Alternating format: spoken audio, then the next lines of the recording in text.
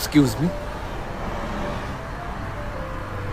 আপনি কি কারোর জন্য ওয়েট করছেন? সরি, আপনাকে কেন বলবো? না মানে এত রাত্রিবেলা হাইওয়েতে আপনি এভাবে একা দাঁড়িয়ে আছেন দেখে মনে হলো, তাই জিজ্ঞাসা। আমি আপনার সাথে কথা বলতে ইন্টারেস্টেড নই, আপনি প্লিজ যান। সরি। একটু দাঁড়াবেন প্লিজ। হ্যাঁ বলুন। বলছি, আপনার ফোন থেকে একটা ফোন করা যাবে? ফোন থেকে? না মানে আমার ফোনটা তো সুইচ অফ হয়ে গেছে। কেন, কোনো অসুবিধা হয়েছে? আপনি বলতে পারেন। না মানে আমি আমার বন্ধুদের সাথে ঘুরতে বেরিয়েছিলাম, এই আশেপাশেই কয়েকটা ছবি তুলছিলাম, ওটা জাস্ট মজার চলে কোথায় চলে গেল, ভাবলাম এগিয়ে গিয়ে দাঁড়াবে, ফোন আর পাচ্ছি না, তারপর ফোনে নেটওয়ার্কটাও নেই। যাই হোক, ইটস ওকে, ঠিক আছে। ও, তার মানে আপনার বন্ধুরা আপনাকে মাঝপথে একা ফেলে চলে গেল। গ্রেট। হ্যাঁ, চলে গেল। এমন বন্ধু থাকার থেকে না থাকাই ভালো।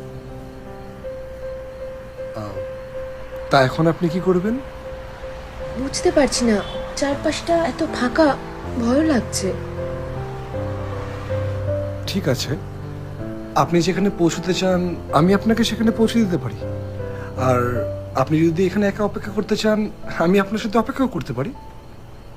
আপনি কেন আমার জন্য এখানে অপেক্ষা করবেন? আমরা তো স্ট্রেঞ্জার।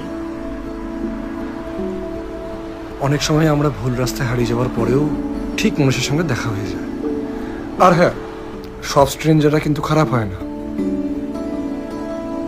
ঠিক আছে, আমি আপনার বাইকের পেছনে বসতে পারি, তবে প্লিজ বাইকটা কিন্তু আস্তে চালাবেন। কে প্রথম কাছে এসেছি, কে প্রথম চেয়ে দেখেছি,